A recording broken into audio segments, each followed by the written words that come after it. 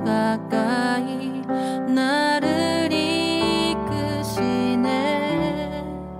내가 겪는 시험이 어렵고 힘겨워도 내 주님보다 크지 않네. 내 앞에 바다가 갈라지지 않으면 주가 나로 바다 위 걷게 하리. 나는 믿네. 주의 능력으로 내 삶 새롭게 되리. 나는 믿네. 주의 능력으로 담대히 나가리라.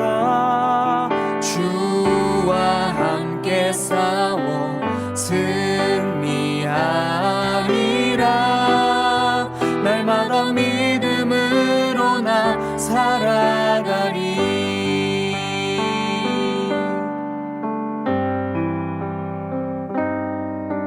내가 겪는 시험이 어렵고 힘겨워도 내 주님보다 크지 않네. 내 앞에 바다가 갈라지지 않으면 주가 나로 바다 위 걷게 하리. 나는 믿네. 주의 능력으로 내 삶 새롭게 되리. 나는 믿네. 주의 능력으로 담대히 나가리라. 주와 함께 싸워 승리하리라. 날마다 믿음으로 나 살아가리. 나는 믿네.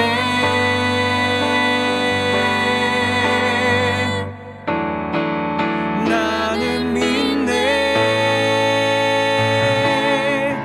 주의 능력으로 내 삶 새롭게 되리. 나는 믿네. 주의 능력으로 담대히 나가리라. 주와 함께 싸워 승리하리라. 날마다 믿음으로 나 살아가리. 날마다 믿음으로 나 살아가리.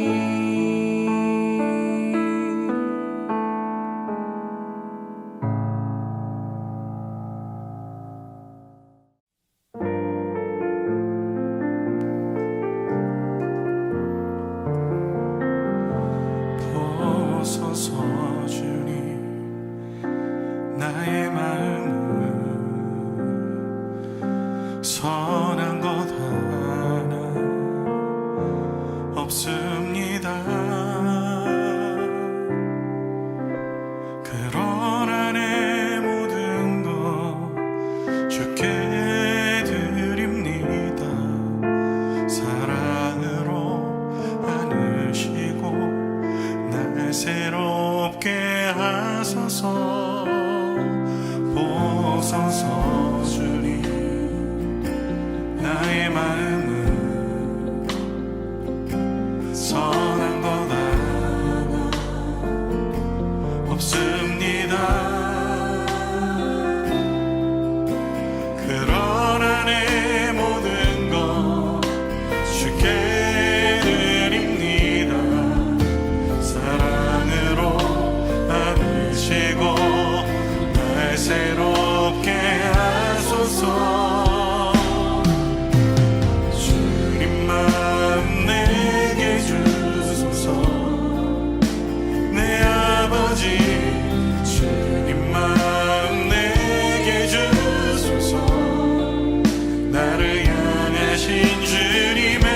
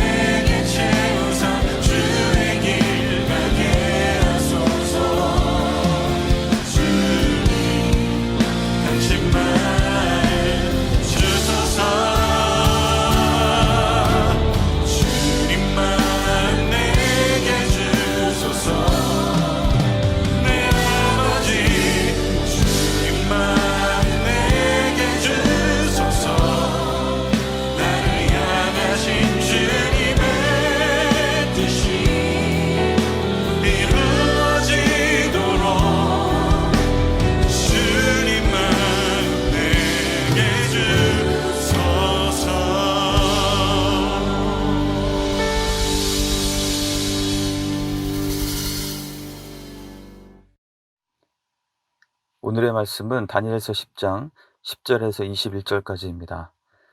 한 손이 있어 나를 어루만지기로 내가 떨었더니 그가 내 무릎과 손바닥이 땅에 닿게 일으키고 내게 이르되 큰 은총을 받은 사람 다니엘아, 내가 내게 이르는 말을 깨닫고 일어서라. 내가 내게 보내심을 받았느니라 하더라. 그가 내게 이 말을 한 후에 내가 떨며 일어서니 그가 내게 이르되 다니엘아, 두려워하지 말라. 내가 깨달으려 하여 내 하나님 앞에 스스로 겸비하게 하기로 결심하던 첫날부터 내 말이 응답받았으므로 내가 내 말로 말미암아 왔느니라. 그런데 바사 왕국의 군주가 21일 동안 나를 막았으므로 내가 거기 바사 왕국의 왕들과 함께 머물러 있더니 가장 높은 군주 중 하나인 미가엘이 와서 나를 도와주므로 이제 내가 마지막 날에 내 백성이 당할 일을 내가 깨닫게 하러 왔노라. 이는 이 환상이 오랜 후의 일임이라 하더라. 그가 이런 말로 내게 이를 때에 내가 곧 얼굴을 땅에 향하고 말문이 막혔더니 인자와 같은 이가 있어 내 입술을 만진지라. 내가 곧 입을 열어 내 앞에 서 있는 자에게 말하여 이르되 내 주여, 이 환상으로 말미암아 근심이 내게 더함으로 내가 힘이 없어졌나이다. 내 몸에 힘이 없어졌고 호흡이 남지 아니하였사오니 내 주의 이 종이 어찌 등이 내 주와 더불어 말씀할 수 있으리이까 하니 또 사람의 모양 같은 것 하나가 나를 만지며 나를 강건하게 하여 이르되 큰 은총을 받은 사람이여 두려워하지 말라. 평안하라. 강건하라. 강건하라. 그가 이같이 내게 말하매 내가 곧 힘이 나서 이르되 내 주께서 나를 강건하게 하셨사오니 말씀하옵소서. 그가 이르되 내가 어찌하여 내게 왔는지 내가 아느냐. 이제 내가 돌아가서 바사 군주와 싸우려니와 내가 나간 후에는 헬라의 군주가 이를 것이라. 오직 내가 먼저 진리의 글에 기록된 것으로 내게 보이리라. 나를 도와서 그들을 대항할 자는 너희의 군주 미가엘 뿐이니라. 아멘.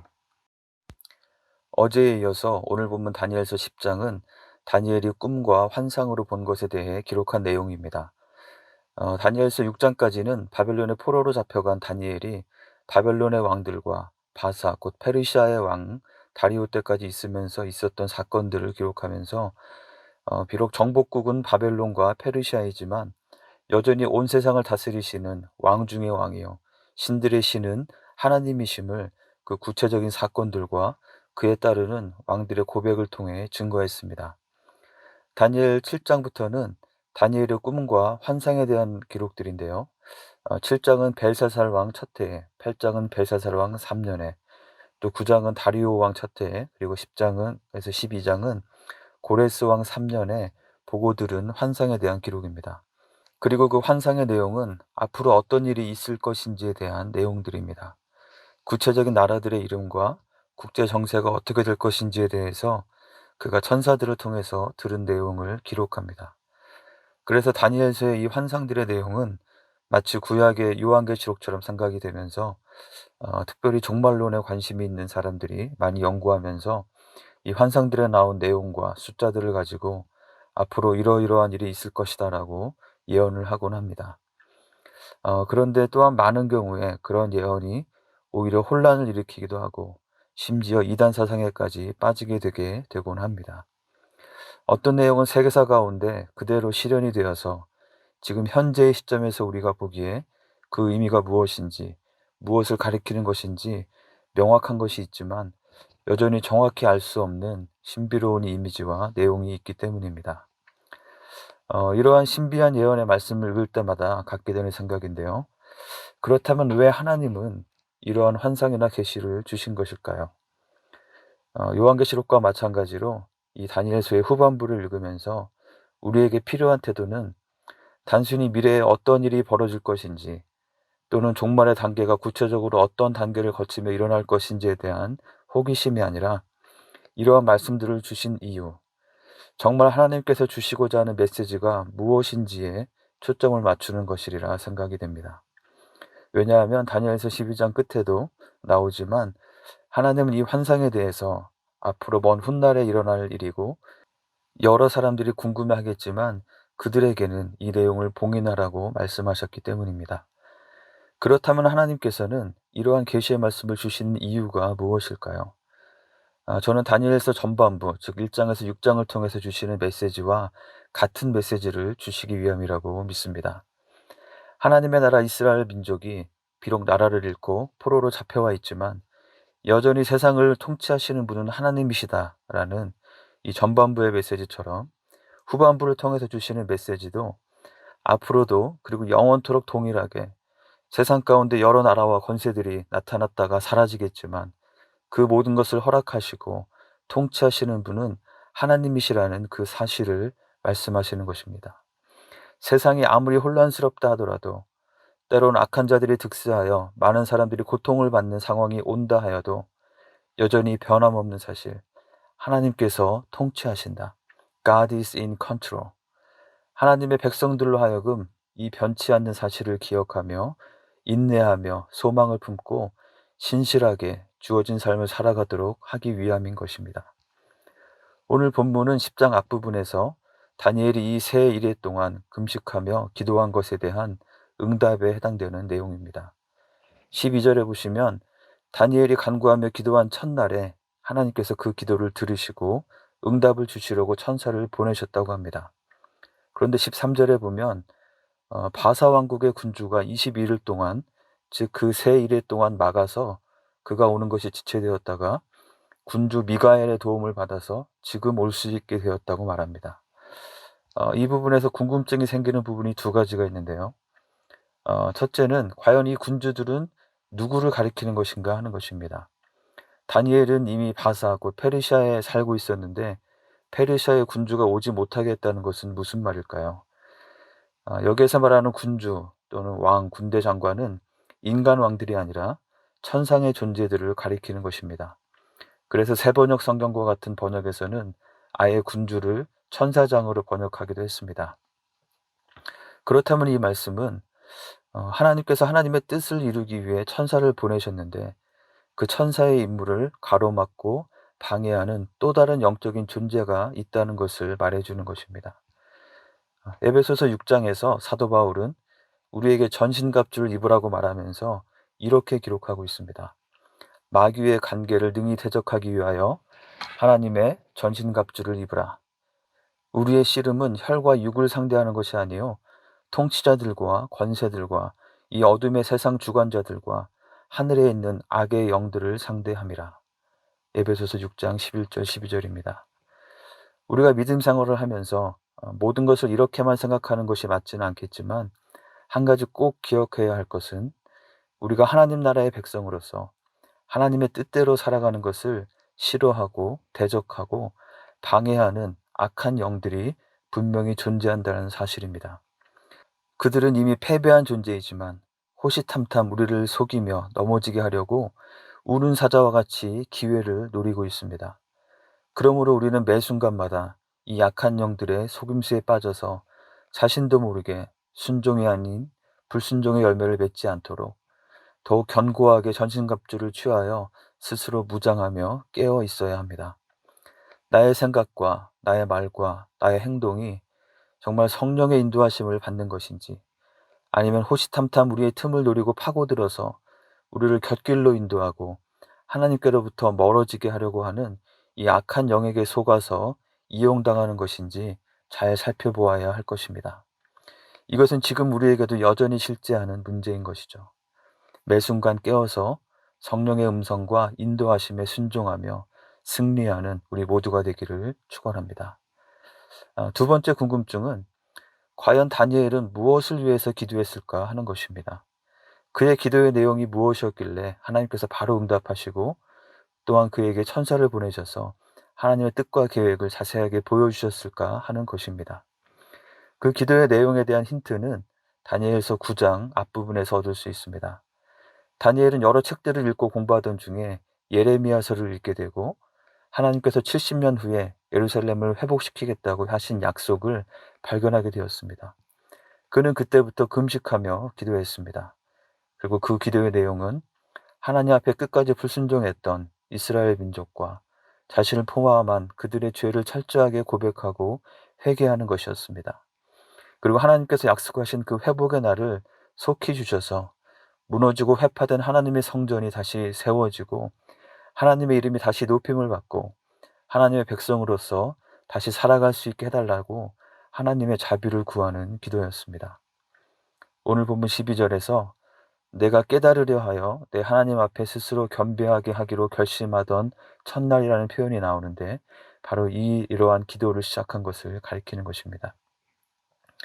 이와 같이 하나님 나라를 사모하며 금식을 하면서까지 하나님 나라를 간절히 바라며 소망하는 다니엘에게 하나님께서는 응답하시기를 지체하지 않으신 것입니다.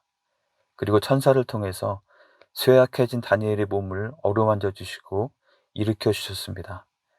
그리고 가난하고 청결한 다니엘의 그 심령에 이렇게 말씀해 주셨습니다. 큰 은총을 받은 사람 다니엘아, 하나님께 큰 사랑을 받은 사람 다니엘아 라고 11절과 19절에서 두 번이나 반복해서 말씀해 주셨습니다.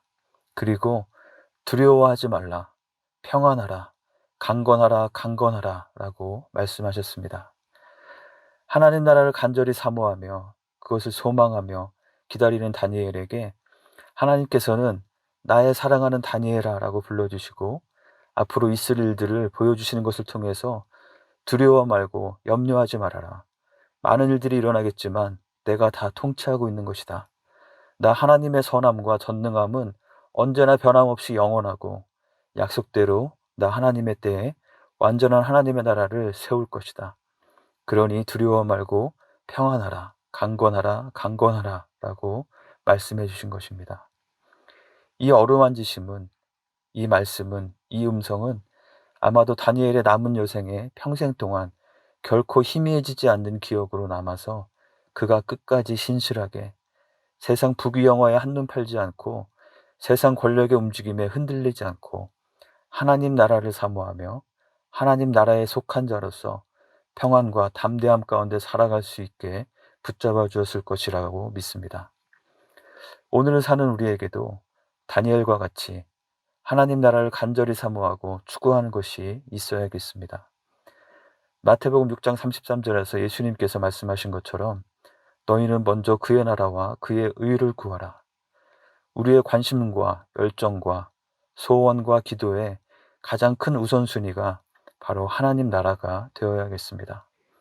하나님의 뜻이 하늘에서 이루어진 것처럼 땅에서도 나의 삶 가운데 내가 속한 모든 관계들과 가정과 일터와 학교와 모든 삶의 자리 가운데 그리고 아직도 복음의 은혜에서 소외되어 있는 온 세계 모든 나라와 민족들 가운데 이루어지기를 간절히 원하고 바라고 기도하며 순종하는 우리 모두가 되기를 간절히 원합니다. 그래서 그러한 목표와 소원함과 방향성을 가지고 살아가는 믿음의 여정 가운데 우리 주님의 따뜻한 어루만지심과 나의 사랑하는 아들 아무개야, 나의 사랑하는 딸 아무개야 하는 주님의 그 따뜻한 사랑의 음성을 들으며 주님께서 주시는 평안과 담대함으로 환경의 어떠함과 관계없이 강건하고 강건하게 살아가시는 한 분 한 분 되시기를 주님의 이름으로 간절히 축원합니다. 함께 기도하겠습니다.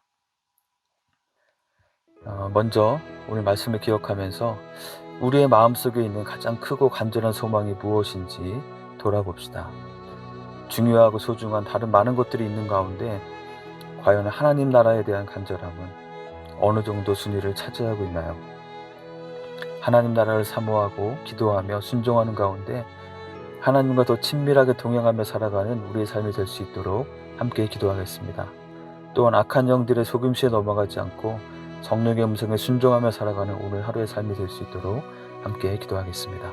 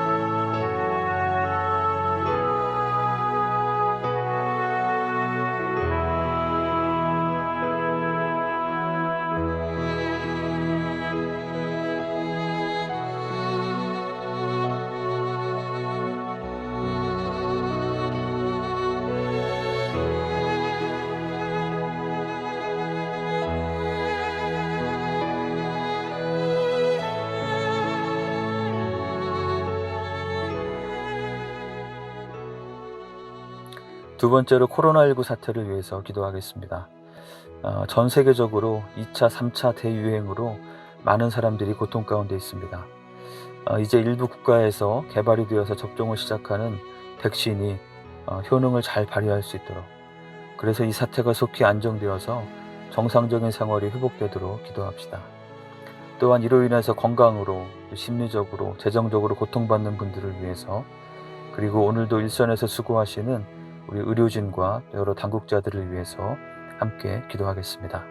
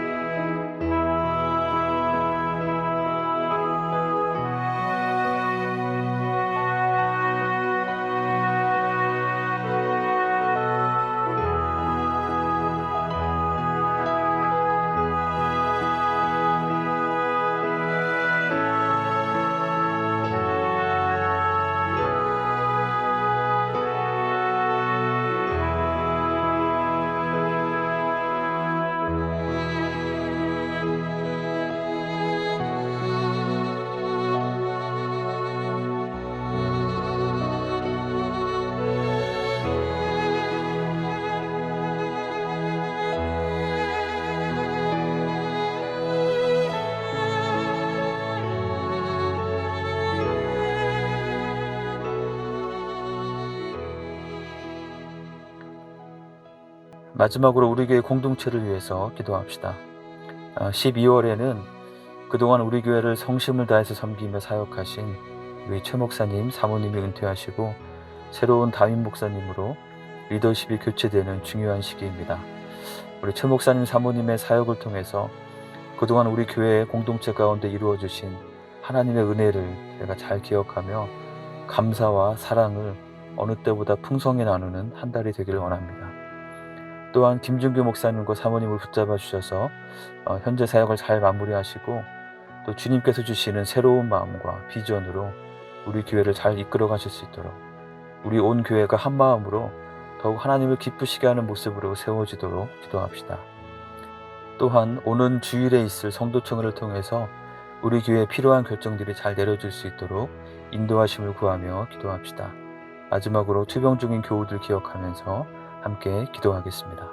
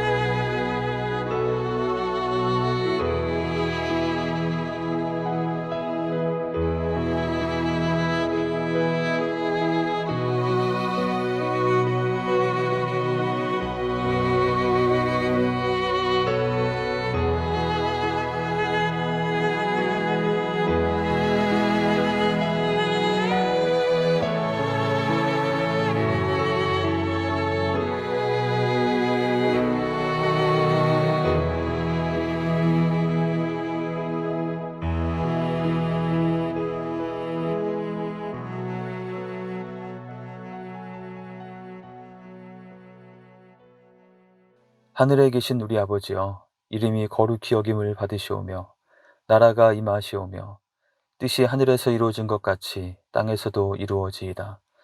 오늘날 우리에게 일용할 양식을 주시옵고 우리가 우리에게 죄 지은 자를 사하여 준 것 같이 우리의 죄를 사하여 주시옵고 우리를 시험에 들게 하지 마시옵고 다만 악에서 구하시옵소서. 나라와 권세와 영광이 아버지께 영원히 있사옵나이다. 아멘.